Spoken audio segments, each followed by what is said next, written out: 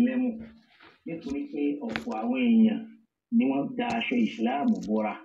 tó sì já sí pé ọ̀tá ìsìláàmù ni wọ́n, ọ̀tá alukur'ani ni wọ́n, ọ̀tá anam Muhammad ni wọ́n sallallahu ta'ala alayhi wa sallam. Ẹni tí ò mọ títóbi ànábì kò lè mọ iye ànábì.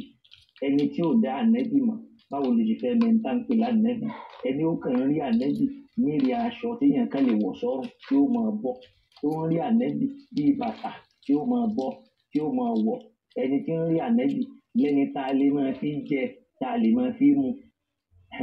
so kò lè mọ ànábì. Ẹni tí ò mọ ànábì tayọ wípé ànábì jẹ gbèsè kú báwo ló ṣe fẹ́ dá ànábì mọ̀. Ẹni tí ò mọ ànábì débi wípé ànábì àìmọye nǹkan ló tọrọ tọlọ́run ò gbà fún kódà ibi pàtàkì kú ní inna lillahi wa inna ilayhi raji'un. Irú yẹn bá wá ń sọ pé àlè ìkọlá ànábì tọrọ ó yẹ ká mọ̀ pé kò mọ ànábì kò dá ànábì mọ̀. Náà òun ni wàá ní jẹ́ ká fa ọ̀rọ̀ yìí gùn. At-tawassul bi ja'i an-nabiyyi sallallahu alayhi wa sallam. Fífi ọlá ànábì tọrọ ẹni tá ń pè ní Muhammad sallallahu alayhi wa sallam. Ẹni tá a mọ̀ tá a bá mọ̀ ní ànífà ànábì ṣeré. Ìfọlá ànábì tọrọ yìí kánikọ́lọ̀ ń wọlá ànábì kó gbàdúrà wa. Jaizun fi sharia, nǹkan tó lẹ́tọ̀ọ́ lábẹ́ òfin kódà tó ní àdísù kódà ó tún ní ayé al-Qur'an. Tó sì ń já sí pé fi mazhabi jumhuru ahli al-ilm. Nínú mazhabi bí wọ́n ti máa ń wí jumhuru àwọn onímọ̀ gbogbo wọn náà ni wọ́n gbà yí pé káfọlá ànábì tọrọ jaiz nǹkan tó lẹ́tọ̀ọ́ nù sharia. من الحنفية والمالكية والحنابلة kódà lọ́dọ̀ àwọn àfáà tí wọ́n jẹ́ àwọn Hanafiya, lọ́dọ̀ àwọn àfáà tí wọ́n jẹ́ àwọn Malikiya, lọ́dọ̀ àwọn àfáà tí wọ́n jẹ́ Hanabila, gbogbo wọn ni wọ́n gbà yí pé a lè fi ọlá àná Muhammad tọrọ. wa fil mu'tamad min kutubihim, kódà eléyìí á mú jáde nínú àwọn tírà àwọn àfáà Sunna láwọn tó já sí pé ọ̀pọ̀ wọn lónìí wọ́n sọra wọn di ọ̀tá àná Muhammad, wọ́n ń yẹpẹrẹ ànábì, wọ́n sì ń bàbàrà ẹni tí ò tó nǹkan, wọ́n ń kéré ànábì, wọ́n bìlí tó ànábì láwùjọ débi pé ànábì wọ́n bọ́ṣọ oyè kúrò lára àná Muhammad tó fi di pé àwọn ọ̀tá Islam gbogbo tí ò sí lára ànábì ni wọ́n ń kó sí àná Muhammad lára. wa dhalika li'anna maqama an-nabiy sallallahu alayhi wa sallam al-'azim, orí pé ipò ànábì tóbi wa manzilatuhu ar-rafi'a 'inda Allah, ipò ànábì máa jẹ́ àpúpọ̀ lọ́dọ̀ Ọlọ́run azza wa jalla thabitatun fil kitabi was sunnah. Ipò ànábì yìí títóbi rẹ̀ ó fẹsẹ̀ rinlẹ̀ nínú al-Qur'an ó sì fẹsẹ̀ rinlẹ̀ nínú sunnah. wa man tawassala bi amrin thabitin fala haraja 'alayhi li'umumi qawlihi azza wa jalla. Gbogbo ẹni tó bá lè fi nǹkan kan ṣàkàsọ̀ tó fi nǹkan bẹ Ọlọ́run tí nǹkan náà tó bá ti fẹsẹ̀ rinlẹ̀ lọ́dọ̀ Ọlọ́run lọ́dọ̀ ànábì fala haraja alayhi, kò sábúrú kan fún èèyàn bẹ́ẹ̀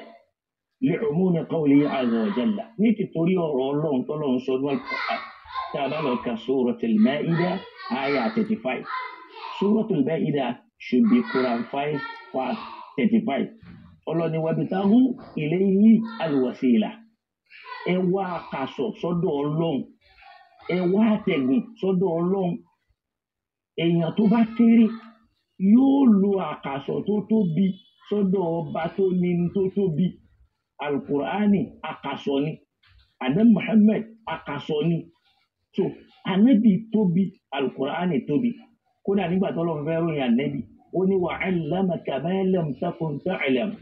Àwọn Ọlọ́run la fi tí wà ànábì mọ̀ ọ́, a fi mọ̀ ọ́. Wa kana fadlullahi 'alayka. Nǹkan yẹn wá di ọláléwọ̀ ànábì lára aziman lọ́la tó tóbi. Ìyẹn fi hàn pé gbígbé Al-Qur'an tó lọ́n gbé sínú ara ànábì fadlun aziman, ọlá tó tóbi ni. Ìyẹn fi hàn pé òun ló jẹ́ ká ànábì tóbi. Ànábì tóbi. In tó bá sì tóbi lọ́dọ̀ Ọlọ́run èyí gbọ́dọ̀ pàtàkì ẹ̀. Al-Qur'an fi ń sọ fún wa wípé wa man yu'azzim sha'a'ira Allahi fa innaha min taqwal qulub. Bí èèyàn bá pàtàkì ntọ́lọ́run bá pàtàkì a máa túmọ̀ sí pé nìyẹn níbẹ̀rù Ọlọ́run. Ẹ wọ ẹlẹ́yà bó ṣe pàtàkì tó láwùjọ. kéèyàn wá fojú yẹpẹrẹ kàmá ṣẹ̀ṣẹ̀ wá sọ àná Muhammad sallallahu ta'ala alayhi wa sallam sọkọlọ̀ kó ṣíjú àánú wa. àyà táyé tó sọ pé wabtaghu ilayhi al-wasila ẹ wá kásọ̀ sọ́dọ̀ ọlọ́run nínú tá a sì lè fi wá kásọ̀ lànà Muhammad eléyìí kásọ̀ ó wà bẹ́ẹ̀ ládàáyẹrí wa qad wurida fi dhalika hadithun khasun wa qad wurida fi dhalika hadithun khasun ọ̀rọ̀ tá a sọ yìí àdíìsù ń bẹ lórí ẹ̀ tó jẹ́ ẹgbà wá tó jẹ́ àdáyẹrí fún títóbi ànábì àti láti fi àná Muhammad belong sallallahu alayhi wa sallam wa huwa hadithu Uthman ibn Hanif hadithu àfáwà kata ń pè ní Uthman ọmọ Hanif radiyallahu ta'ala anhu kọlọ̀ bá wà yọnu sí hina allamahu an-nabiyya sallallahu alayhi wa sallam ànábì gangan ló kọ́ ọládùá yìí tá a fẹ́ kà yìí ànábì kọ́ níbi ó ti lo ànábì tí ó fi béèrè nǹkan lọ́dọ̀ ọlọ́run tọ́lọ́run ó sì dá lóhùn kí làdúrà náà yẹn nípa àdúrà náà rí o Allahumma ànábì kọ́ pé Allahumma inni as'aluka tó bá fẹ́ béèrè nǹkan lọ́dọ̀ ọlọ́run sọ fọlọ́run wípé Allahumma inni as'aluka wa atawajja'u ilayka bi nabiyyika Muhammadin nabiyyir rahama ẹgbẹ́ nasul hadith ànábì kọ́ àfáwà Uthman bin Hanif wípé sọ wípé Allahumma inni as'aluka wa atawajja'u ilayka bi nabiyyika Muhammadin rahmati sallallahu alayhi wa sallam ànábì ní ní máa sọ fún ọlọ́run pé ìrẹ́ ọlọ́run o Allahumma mo pè wọ́n tí ń jẹ́ ọlọ́run inni as'aluka èmi ń bẹ̀ ọ́ wa atawajja'u ilayka bi nabiyyika Muhammadin mo sì ń fi ọlá ànábì rẹ bẹ̀ ọ́ Muhammadin tí ń jẹ́ Muhammad nabiyyir rahama ànábì tí ń jẹ́ ànábì aláàánú ànábì oníkẹ́ tó ń gbọ́ àdúrà yẹn lẹ́ẹ̀kan sí Allahumma inni as'aluka wa atawajja'u ilayka bi nabiyyika Muhammadin nabiyyir rahama Allahumma inni as'aluka wa atawajja'u ilayka bi nabiyyika Muhammadin nabiyyir rahama sallallahu alayhi wa sallam sallallahu alayhi wa sallam ànábì ní sọ fọ́lọ́run wípé inni as'aluka èmi ń bẹ̀ ọ́ wa atawajja'u ilayka bi nabiyyika mo sì ń fi ànábì rẹ dájú kọ́ mo ń fi ànábì rẹ bẹ̀ ọ́ ànábì Muhammad mo fi ń bẹ̀ ọ́ nabiyyir rahama ànábì aláàánú bó láti lè rí àdísù yìí kà rawahu Tirmidhi àfáwà Tirmidhi ló gbà àdísù náà wá tá a bá wúrọ́ kí mú àdísù yẹn ti ń jẹ́ number of hadith ó ń jẹ́ hadith 3578 wa qala hasanun sahihun àfáàdẹ̀ sọ fún wa pé àdísù yìí o àdísù tó dáa ni tó sì lálàáfíà táàráfà kan tó sọ wípé àdísù yẹn ò lálàáfíà nínú àwọn afọ́kùnsùn náà tí wọ́n ń takò káfọ́lá náà Muhammad sallallahu alayhi wa sallam lórí ọ̀rọ̀ àdísù yìí yaqulu ìmáàmù an-Nawawi ìmáàmù Nawawi náà wá dá sí àwọn àfáàsùn náà nù ìmáàmù Nawawi rahimahullah kọlọ̀ bá wa kẹ́ wọn àwọn náà dá sí fi mawridi hadithi an adabi ziyarati qabri nabi nígbà táwọn ń ṣàlàyé fún wa ẹ̀kọ́ bá a ṣe ń bẹ sàárì ànábì wò ìmáàmù Nawawi ń ṣàlàyé ẹ̀kọ́ téèyàn lè lò níbi sàárì ànábì tọ́lọ́run fi tètè gbàdúrà rẹ̀ ó ní thumma yarji'u ila mawqifihi al-awwal ó lẹ́ni tó bá fẹ́ bá ọlọ́run sọ̀rọ̀ níbi sàárì ànábì tó fẹ́ fọlá ànábì gbà nǹkan ẹni yẹn padà lọ síbi ibi àyè tó ti kọ́kọ́ kúrò tẹ́lẹ̀tẹ́lẹ̀ qibalata wajhi rasulillah ó wá dájú kọ sàárì ànábì Muhammad gangan fa yatawassalu bihi fi haqqi nafsi ó wá máa fi ànábì ṣàkàsọ̀sọ́ lọ́hùn fi haqqi nafsi kó máa fi béèrè nǹkan tó fẹ́ fa yatawassalu bihi kó fọlá ànábì tọrọ mbẹ fi haqqi nafsi lórí bá ànábì ṣe tó àti lórí tóun náà ń fẹ́ wa yatashaffa'u bihi ila rabbihi kó sì máa fi ànábì bẹ ọlọ́run mẹ́ subhanahu wa ta'ala mímọ́ rẹ̀ àti gíga ọlá rẹ̀ ìmáàmù Nawawi ló sọ eléyìí bóyá àfa àti bí mo ti sọ rí pé àfa yẹn iṣẹ́ orin ló yẹ kó máa ṣe èyí ṣiṣẹ́ àfa èèyàn lè máa kọrin kó máa gégbò torí kò máa ń tà ń pè ní Islam, ó kàn ń gba Islam rú ni. Ó lóun ń gbélé Haúsá yóò sì máa bàbà rẹ̀ bíi pé kò sẹ́nìkan tó tún lẹ́kọ̀ọ́ láyé bí Haúsá, ìbàjẹ́ tó sì ń bẹ lára Haúsá, inna lillahi wa inna ilayhi raji'un. Ibi tó tilẹ̀ ká ó ní tírà al-Azkar ti Imam Nawawi kó lọ wọnú page 205 yóò bá ọ̀rọ̀ yìí ń bẹ̀ pé Imam Nawawi sọ bẹ́ẹ̀. Imam Nawawi afá súnnà ni rahimahullahu ta'ala. Wa yaqulu al-Kamal al-Hammam rahimahullah, afá wa tá ń pè ní al-Kamal ibn al-Hammam, àwọn náà dá sí. Wọ́n ní bẹ́ẹ̀ bá débi sàárẹ̀ ànẹ́bì ó lè fọlá ànẹ́bì tọrọ. Yas'alullaha ta'ala hajatahu, kéèyàn béèrè bùkátà tí ń fẹ́ gbọ́ ni kó máa béèrè lọ́dọ̀ Ọlọ́run mutawassilan ila Allahi, kó wá máa fi ṣe àkàsọ̀ sọ́dọ̀ Ọlọ́run bí àtìràtì nàbí yíyí alayhi salam, pẹ̀lú ààyè tá nàbí ń bẹ ni pé Ọlọ́run ò wọlá ìyá nàbí yìí, wọlá nàbí yìí kó sì wọlá ààyè rẹ̀, pé ó lè tọ́ kéèyàn fọlá nàbí tọrọ. Ó lọ kà á nínú tírà tá ń pè ní Fatihul Qadir volume 3 page 181, afá súnnà ni. Kó lọ kà Fatihul Qadir. Fatihul Qadir tafsiri kan nínú àwọn afá ni tó jáfa súnnà. Ẹni ó lọ kà mẹ́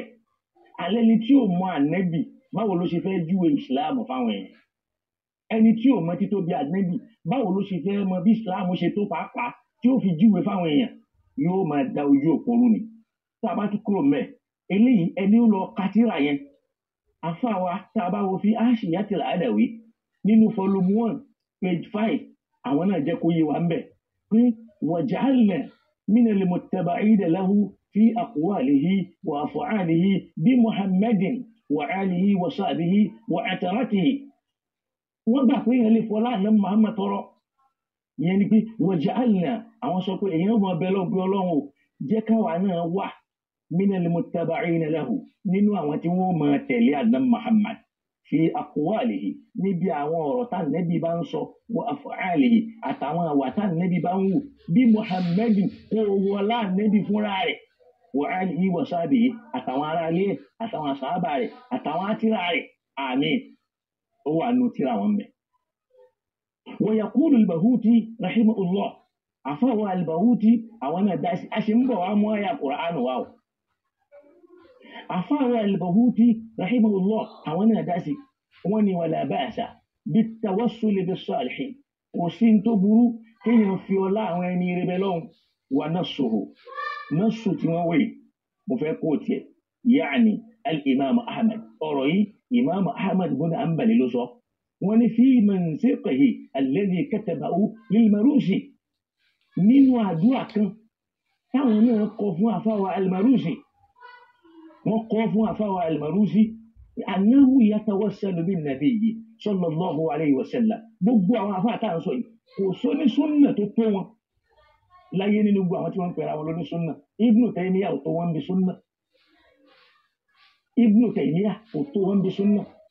Ahmed ń jẹ́ kó yí wa wípé wọ́n kọ mọ́nsíkì yẹn fún àfáwà al-Maruzi wípé annahu yatawassalu bin-nabiyyi sallallahu alayhi wa sallam, pé ó lè èyàn lè fi ọlá ànábì tọrọ fi du'a'i níbi àdúrà rẹ̀ tí ó bá sọ fọ́lọ̀. Wa jazama bihi fil musta'id wa ghayrihi, wọ́n dẹ̀ wọ́n fi rinlẹ̀ sínú musta'id wọn àtàwọn míì nínú àwọn tírà. Ẹlẹ́jà lọ ka tírà tá ń pè ní Kashaful Qina', tírà àwọn àfà súnnà ni. Tá a bá lọ ka volume 2 page 73 á bá ń bẹ̀. Wa ala kulli halin, lórí gbogbo òṣèṣì tí ìbá jẹ́ fal mas'alatu min masail al-furu', káfọlá ànábì tọrọ nínú àwọn ọ̀rọ̀ ẹ̀ka ni allati la tajuzu al-inkaru fiha, tí ò tọ́ sẹ́nìkan kó máa takò. Wa ihdasu ash-shiqaqi wan-nisa', tàbí kẹ́ni yẹn máa fi da àwùjọ rú, kó máa dá wàhálà kalẹ̀, kó máa fi create issue, kó máa fi dá nǹkan tí ò sí. Ṣèbí lánàá wọ́n lórí ò dáa ni, ńgbò yá ní ìsìn orí ti da, ìlú ni ò dáa, ńgbò báyà ẹ̀ fi lòkun. Wa hadha Ibn Taymiyyah rahimahullah, wọ́n láfa Ibn Taymiyyah ọlọ́ba wa kẹwọn, wa huwa min al-qa'ilina bi man'i at-tawassul bil-jahi, àwọn làwọn jẹ́ ìkan nínú àwọn tí wọ́n sọ wípé kò lẹ́tọ̀ọ́ akọ̀ ká máa fọlá ànábì tọrọ Ibnu Taymiyyah yẹn náà ni gbogbo wọn á gbé dání. Gbogbo àwọn àfáà tí wọ́n sì ṣáájú Ibnu Taymiyyah ni wọ́n gbà pa àlè fọlá ànábì tọrọ, wọ́n sì ń fọlá ànábì tọrọ. Kódà nínú àwọn ọmọ kéwú Ibnu Taymiyyah tí wọn bá Ibnu Taymiyyah lọ lórí ẹ̀ ní Ibnu Kathir wà rahimahullah, nínú wọn náà ni Imam Nawawi wà rahimahullah, tí wọn gbà. Náà wọ́n ní ọ̀rọ̀ yìí la yajuzu al-inkaru fiha wa ihdathu ash-shiqaq wan-nisa' kò lẹ́tọ̀ọ́ kéèyàn wá máa takò kó wá máa fi dá wàhálà lẹ̀ kó máa fi dá àwùjọ rú. Wa hadha Ibn Taymiyyah rahimahullah wa huwa min al-qa'ilina bi man'i at-tawassul bil-jahi, òun ló wà nínú àwọn tí wọ́n dé tí wọ́n sọ yí pé a lè fọlá ànábì tọrọ. Òun kọ́ ṣáànẹ́bì ní Ibn Taymiyyah àbọ̀ ọlọ́run rán Ibn Taymiyyah sí wa, ṣèbí èèyàn ní Ibn Taymiyyah bí àwa ní. Yaqulu ma yuridu wa yaqulu ma yasha wa yaqulu ra'yahu, ó ń sọ làákàyè àwọn èèyàn dẹ̀ sọ làákàyè dẹ̀ sí. Ẹ wá wo iye ìdájọ́ pààyàn tí Ibn Taymiyyah kọ sínú tírà tó lé ní 400, àwọn èèyàn dẹ̀ ń gbà wọlé wọ́n sì fi ń pààyàn. Wọ́n dẹ̀ sọ Ibn Taymiyyah dà nẹ́bì, wọ́n gba ìjà nẹ́bì kó lọ́wọ́ àná Muhammad, wọ́n gbélé Ibn Taymiyyah lọ́wọ́ rahimahumullahu ta'ala. Yaqul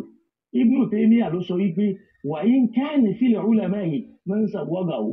bó tiẹ̀ já sí pé a rí nínú àwọn àfáà àwọn tí wọ́n gbà á wọlé pé a lè máa lò bẹ́ẹ̀. Ẹ máa gbọ́ ó ní faqad thabita min ghayri wahidin, ó ti fẹsẹ̀ rinlẹ̀ lọ́dọ̀ ẹlòmíín náà tí èyí ṣàfẹ́ yọ ọ̀kan minal ulama'i nínú àwọn àfáà míì annahu naha anhu, pé òun kọ́ àwọn àfáà kan kọ́ pé àgbọ̀dọ̀ fọlá ànábì tọrọ Ibn Taymiyyah àtàwọn àfáà kan. Ibn Taymiyyah ní fatakuna mas'alatu nisa, eléyìí ó ń túmọ̀ sí pé mas'alatu nisa ọ̀rọ̀ tó ní fàǹfà lórí ni. Ó ní fayuraddu ma tanasa'u fihi ila Allah, ó láwọn èèyàn lè dá tí wọ́n bá ń ṣe fàǹfà lé lórí ni kán dá padà sọ́dọ̀ Ọlọ́run padà sọ́dọ̀ ànábì. Wa yubdi kullu wahidin hujjatahu, oníkálukú sì mú ẹ̀rí rẹ̀ wá.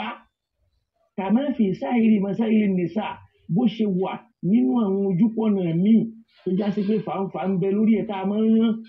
Ó ní walaysa hadha min masail al-uqubat bi ijma'il muslimin, àfọlá ànábì tọrọ àfọlá ànábì tọrọ, ó ní kò sí nínú ojú ọ̀nà tá a sọ pé bí yẹn bá fọlá ànábì tọrọ ìyà kan ń bẹ tọ́lọ́run ó fi jẹ àbí ìyà kan ò sí tí ó jẹ. Ó ní báyìí al-mu'aqibu ala dhalika mu'tad, ẹni tó lè fìyà jẹ al-mu'aqibu ala dhalika, ẹni tá a lè fìyà jẹ lórí àlefọlá ànábì tọrọ àlefọlá ànábì tọrọ mu'tadun jahilun, òun náà ni alájàgbìlà aláìmọ̀kan alábòsí. Eléyìí ń bẹ́nu Majmu'ul Fatawa tí Ibn Taymiyyah rahimahullah, tá a bá lọ ka volume 1 kò ní ìdíkẹ́ máa sọ péjì ẹlòmíì, torí pé ẹlòmíì náà tẹ́lẹ̀tẹ́lẹ̀ náà kò dín tó fẹ́ kọjá akákọ̀ọ́tì ẹ̀kọ́ máa fi da àwùjọ rú. Ká wá lọ sínú Al-Qur'an, ìpè ìjẹ́ Al-Qur'an ó fara mọ́ pa àlefọ́lá ní Muhammad tọrọ sallallahu alayhi wa sallam. So kọ́lọ̀ sí wọlá ní Muhammad kó gbàdúrà kó wa kó sì má dáwà dára wa kó síjú àánú wa kó ràn wá lọ́wọ́. Naam, ká wá padà sọ́dọ̀ àwọn àfáà pé ìjẹ́ Ọlọ́run gan gbà pa lè fi ọlá ní Muhammad tọrọ. Ẹ̀jẹ̀ á lọ sínú Al-Qur'an. Ẹ rí pé tá a bá lọ ka Al-Qur'an, àyà kan bẹ nínú Suratul Ahzab, àyà yẹn bí àyà 40 something ni àyà náà wà. Tọ́lọ́ wọn bá ti ń sọ̀rọ̀ bẹ̀ náà, mo fẹ́ wo àyà yẹn ni. Ok, Suratul Nisa àyà 64, ẹ dákun ẹ jẹ́ káwa náà jọ kájọ yẹ àyà yẹn wò. Ìjà àlefọ́lá ànábì tọrọ nínú Al-Qur'an. Suratul Nisa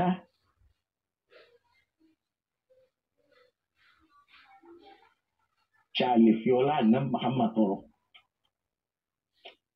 kájọ yẹ Kùránì wò fún, torí pé Ọlọ́run ọba mọ̀ọ́mọ̀ ó bá wa sọ̀rọ̀ ńbẹ̀, ó sì sọ̀rọ̀ ànábì, ó jẹ́ àmọ́ bá ànábì ṣe tó. Naam, Ọlọ́run sọ fún wa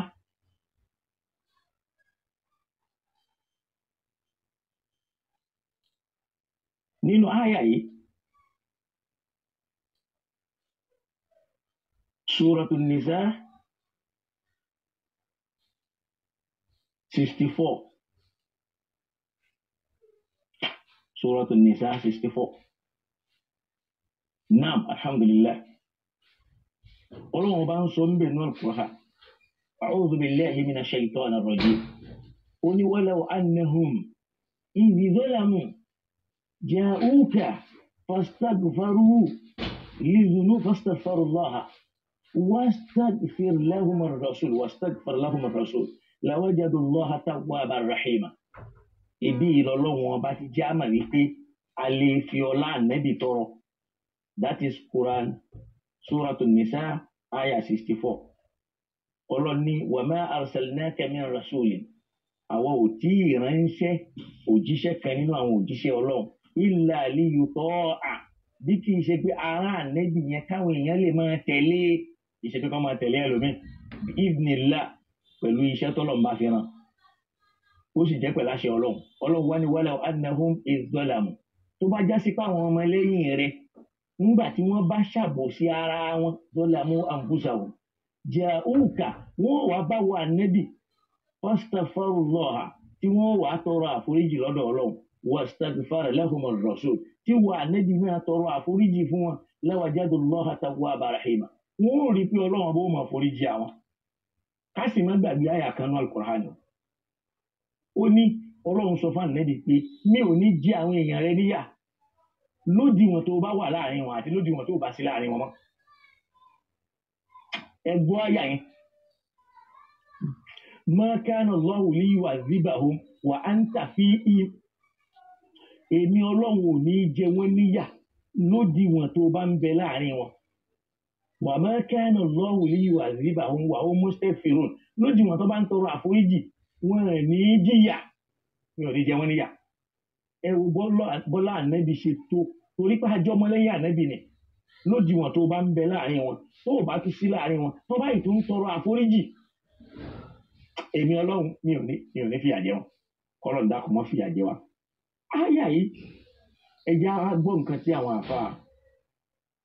ó ń tafsiri sọ fún wa wọ́n ní falẹ̀ àyà ṣe rí àyà tá a kà yìí mo kọ́kọ́ fẹ́ mú àwọn ìbáraàtù kan wá. Àfáà Ibn Kathir rahimahullahu ta'ala nínú tafsiri wọn nígbà tí wọ́n débi ọ̀rọ̀ yìí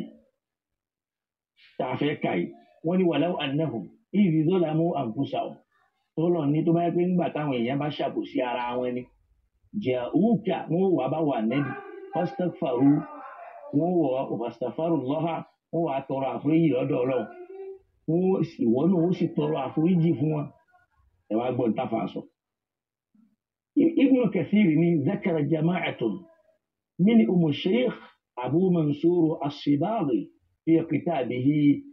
الشامل الحكاية المشهورة عن العتبي orúkọ tírà yẹn Ibn Kathir kóòtù nìyẹn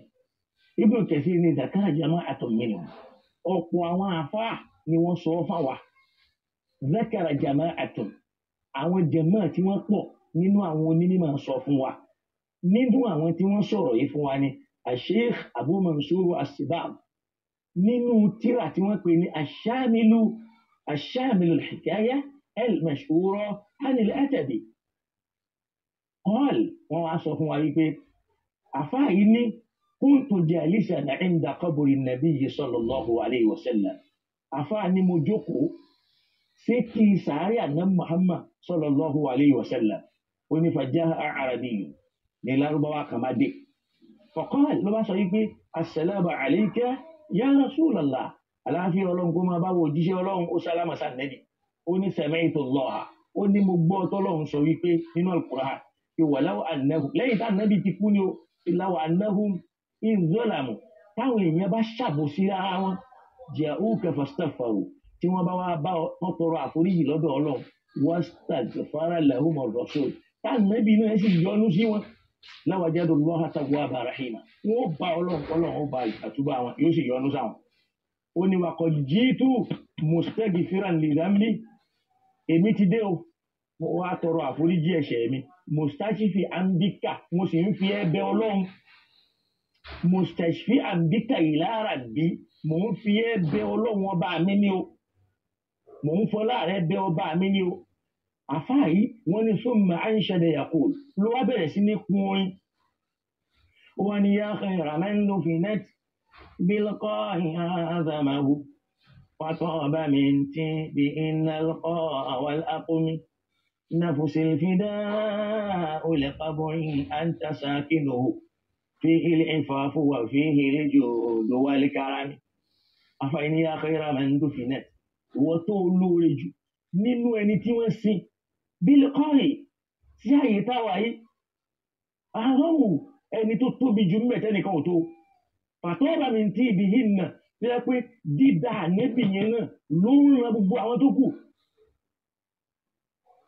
tí ò sẹ́ni tó láàrin wọn àfáà yìí kùnrin yẹn bẹ́ẹ̀ wọ́n ní summa insarafa al-arabiyyu wọ́n láfáà yìí wá pẹ̀yìn dà ló bá lọ àfáà wa ti gùn Kathiri ń kóòtì yìí tó jẹ́ Abu Mansur Sibaghi àfáà yẹn òun wà níbi sàárẹ̀ ànẹ́bì àfáà ní fagalabatni àìní lóró bá gbé mi lọ níbi sàárẹ̀ ànẹ́bì ó ní fara'aytu an-nabiyya sallallahu alayhi wa sallam fi an-nawm ni mo bá rí ànẹ́bì lójú oorun tí mo sùn ní ọ̀kọ́l lànẹ́bì bá sọ pé alhiki bil arabiyyi bá mi sáré tẹ̀lé lárúbáwá ni fabashirihu anna Allaha qad ghafara lahu bá mi lọ sọ fún kọ́lọ̀ ti foríjì sallallahu alayhi wa sallam àwọn tí wọ́n dá ànẹ́bì mọ̀ nù òun gbé àfáà wa lọ àfáà tí Ibn Kathiri ń kóòtù Sheikh Abu Mansur Sibaghi Ibn Kathiri sọ pé àwọn táwọn gbọ́rọ̀ rí lẹ́nu wọn jama'atun wọ́n pọ̀ wà ní minhum Sheikh Abu Mansur Sibaghi ó sì sọ ní tírà tó wà ó ló ń gbé àfáà Mansur Sibaghi lọ ó dẹ̀ rí ànẹ́bí níbi sàárè yẹn ànẹ́bí dẹ̀ ń sọ fún pé alhik bil arabiyyi bá mi tẹ̀lé lárúbáwá ni fàbàṣírìhù bá mi lọ fún ní o anna Allaha qad ghafara lahu bọ́lọ̀ ti forí jì sallallahu alayhi wa sallam. ilé ìta sọ yìí ó wà nù tafsiri Ibn Kathir tí yàrá bá lọ ka volume 1 page 64 ìbẹ̀m̀bẹ̀ sáwọn àfáà dìjú ni ṣé wọ́n rí ni ṣàfọ́ lójú ni tí yẹ pé gbogbo nǹkan tó bá dá lára ànẹ́bì là ń bọ́ aṣọ kúrò lára ànẹ́bì láti já ànẹ́bì sí o sallallahu alayhi wa sallam tafsiri Ibn Kathir láti rí yẹn wa kadhalika jaha fi tafsiri al-Qurtubi bẹ́ẹ̀ náà ló tún wà ní tafsiri al-Qurtubi ma nassuhu léyìí tí akóòtì yẹn náà bá yẹ wípé ó ní walaw annahum idh zalamu anfusahum tó bá já sí pé nígbà táwọn èèyàn bá ṣàbòsí ara wọn ni ja'uka wọn wà bá wà nẹ́bì àfáà Qurtubi wá ní rawa Abu Salih ana Ali rawa Abu Salih yìí gba ọ̀rọ̀ yìí lọ́dọ̀ Ali qal wọ́n ní qaddama alayna a'rabiyyun ba'dama dafanna rasulallahi sallallahu alayhi wa sallam bi 3 ayyam wọ́n ní lárúbáwá kan dé bá wa lẹ́yìn ọjọ́ kẹta tí wọ́n tá a ti sìnkú ànẹ́bì tán ní lárúbáwá náà dé nígbà táwọn èèyàn ń gbọ́ káàkiri bá ànẹ́bì ti kú gbogbo èèyàn ló fẹ́ wá jọ lálùbáríkà náà Muhammad wọ́n nígbà tí lárúbáwá yìí dé lẹ́yìn ọjọ́ kẹta tá ànẹ́bì kú farama bi nafsihi ala qabri rasulillah sallallahu alayhi wa sallam ló bá júra rẹ̀ sínú sàárẹ̀ ànẹ́bì júra ẹ̀ lé sàárẹ̀ ànẹ́bì lórí wàhásá aláràṣí ìtura ló bá mú yẹ̀pẹ̀ ló ń dá lórí ara ẹ̀ ní turabi níbi yẹ̀pẹ̀ sàárẹ̀ ànẹ́bì yẹn ló ń yíra mọ́ ló júra ẹ̀gbálẹ̀ mẹ́ ló ń kú yẹ̀kẹ́ kúrí ọ̀kọ̀ọ̀là lárákùnrin ìbá sọ yìí pé ya Rasulallah ìrẹ òjíṣẹ́ ọlọ́run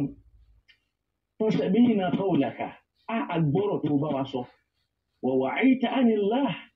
gbogbo ọ̀rọ̀ tó gbọ́ látọ̀dọ̀ ọlọ́run wa wa'ayna minka àwa náà gbọ́ lọ́dọ̀ rẹ̀ gbogbo tó gbọ́ lọ́dọ̀ ọlọ́run làwa náà gbà lọ́dọ̀ ẹ̀ wa kana fima anzalallahu alayk nínú tọ́lọ́wọ́ bá mi sọ̀kalẹ̀ fún ọ òun náà ní pọ́lọ́run sọ yìí pé walau annahum idh zalamu anfusahum nígbà táwọn èèyàn bá ṣàbòsí ara wọn ja'uka wọn wà bá wà nẹ́bì fastaghfirullaha wọn tọrọ àforíjì lọ́dọ̀ ọlọ́run wastaghfara lahumur rasul táwọn nẹ́bì náà bá sì tọrọ àforíjì tó yọ́nú sí wọn lawajadullaha tawwaba rahima wọn bá ọlọ́run lọ́ba tí ó gba àforíjì wọn tí ó yọ́nú sí wọn. àfáà wa ń sọ fún ànábì nínú sàárè ànábì pé qad zalamtu nafsi, èmi ti ṣàbòsí ara mi o, wajituka tastaghfiru li, mo ti dé kó foríjì mi, mo dé yọ́nú sí mi. wọ́n ní fanudiya minal qabr, ohun kan dẹ̀ jáde láti inú sàárè ànábì pé annahu qad ghufira laka, wọ́n ti foríjì ọ́. ohun jáde láti inú sàárè ànábì mọ́ pé annahu qad ghufira laka, ànábì ti foríjì ọ́, Ọlọ́run ti foríjì ọ́. eléyìí náà ó ń bẹ́nu tafsir al-Qurtubi tá a bá lọ volume 5 ń bẹ́ẹ̀ kí ló dé tá a fẹ́ rin ànábì ní òhò lójú ayé látara àkólé ànábì, látara ìfẹ́ràn ànábì,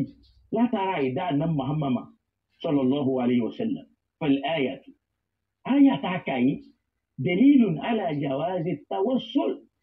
ó ń sọ di ẹ̀tọ́ fún wa pé a lè fọlá ànábì ṣàkàsọ̀ wal istishfa, a sì lè fọlá ànábì bẹ́lọ́run sallallahu alayhi wa sallam fi sa'iril ahwal, ní gbogbo òṣèṣì tá a bá bára wa. li'annahu fi qabrihi ash-sharifun, torí pé nínú sàárè ànábì abiyì níbẹ̀, ọlọ́lá níbẹ̀, hayyun abẹ̀mí níbẹ̀, yursak tí wọ́n ń fáwọn náà ní jíjẹ àti mímu. ó lè takò ṣùgbọ́n ló sọ fún wa pé wala tahsabanna alladhina qutilu fi sabilillahi amwatan bal ahya'u 'inda rabbihim yursakun. ẹ má máa rò pé àwọn tí wọ́n kú sójú ọ̀nà ọ̀làǹdì, ẹ má máa rò pé wọ́n ti kú. ahya'u, wọ́n ń ṣẹ̀mí lọ́dọ̀ ọba wọn, yursakun, tọ́lọ́run fún wọn lóúnjẹ tó ń fún wọn ní mímu. ká má wàá sọ àná Muhammad sallallahu ta'ala alayhi wa sallam.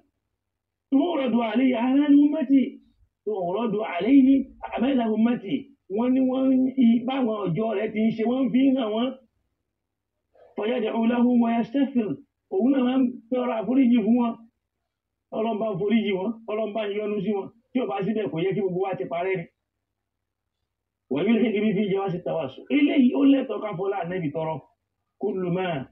yathbutu lahu hadhihi al-mashiyya kash-shuhada, bẹ́ẹ̀ ni làwọn ṣúwàdá ò nìyẹn, wal ulama al-amilin, àwọn àfáà tí wọ́n ríṣẹ́ ṣe láyé, wal awliya al-muttaqin, àwọn ẹni Ọlọ́run tí wọ́n súnmọ́ Ọlọ́run, wa nahwahu wallahu a'lam, gbogbo wọn náà ni wọ́n lẹ́tọ̀ọ́ àlè fọlá wọn tọrọ. wa hadha qad rawa hadhihi al-qissa ghayru man mada min al-a'imma.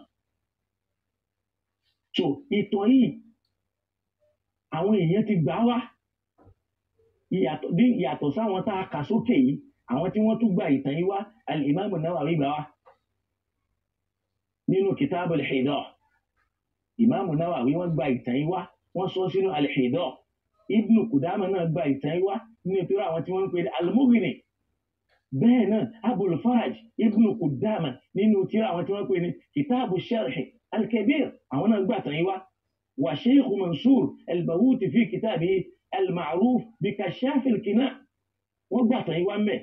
من أشهر كتب المذهب الأنبلي، نينو أوانتيرا توسي باجماجو نينو مذهبي أوانابلاني. ولم يذكر واحد منهم أعلن كانوا وقصوا أن هذا العمل إشراك بالله، إنتي وان شيء قصوا وان شيء بصلون تعبوا وان شروعوا بالله كي وان قال نبي دلون ويكون إكرارا منه، شنو فسيري بالتوسل في وان فلان نبي ترى. وان ثم بعد هذا لن يوافي ياتي المبتدع المارقين، لو على دالة وان كانوا لون سنة لو أنا ودي ينكرون ويكفرون المتوسلين، wọ́n bẹ̀rẹ̀ sí ní takò àwọn tó ń fọlá nẹ́bì tọrọ, wọ́n bẹ̀rẹ̀ sí ní pè wọ́n ní káfìrí nínú àwọn mùsùlùmí. ويرمونهم بأعظم التهم، wọ́n bẹ̀rẹ̀ sí ní ilẹ̀ wọn lọ́wọ́ ọkọ̀ tí ó dá. ويخرجوهم من زمرة المؤمنين، wọ́n yọ wọ́n kúrò ní àwọn ẹni Ọlọ́run. فحسبنا الله ونعم الوكيل هو مولانا ونعم المولى ونعم النصير، وصلى الله على سيدنا محمد وآله وصحبه وسلم تسليما كثيرا. Ọlọ́run wọlá Ànábì Muhammad jẹ́ kí tiwa ó dára o. ibi tẹ́mi náà parí ẹ̀sùn ni o. wọlá Muhammadu jẹ́ kí tẹ́mi ó dára. wọlá Muhammadu jẹ́ kí tẹ́mi ó dára. Mama jẹ́ kí tẹ́mi ó bàjẹ́ lọ́lá Ànábì lọ́lá Muhammadu jẹ́ ìtàwa ó dára. Lọ́lá Muhammadu jẹ́ ìtàwa ó dára. Lọ́lá Muhammadu jẹ́ ìtàwa ó dára. Màmá jẹ́ tàwa ó bàjẹ́. Lọ́lá Muhammad. Lọ́lá Muhammadu jẹ́ ìtàwa ó dára. Tẹ́ bá wa ṣí ètò yẹn ní pàdánù ọmọláyé àti lọ́run. Ọlọ́run ó sì máa ṣí oore fún yín láwọn oore tó ní agbára tó já sí pé ẹ̀yin náà ó máa wò pé ṣé mi náà lọ́lọ́run ṣoore tó tó báyìí fún bí ó ti rí náà bí akil ayyil qayyum alladhi la ta'khusuhu sinatun wala nawm.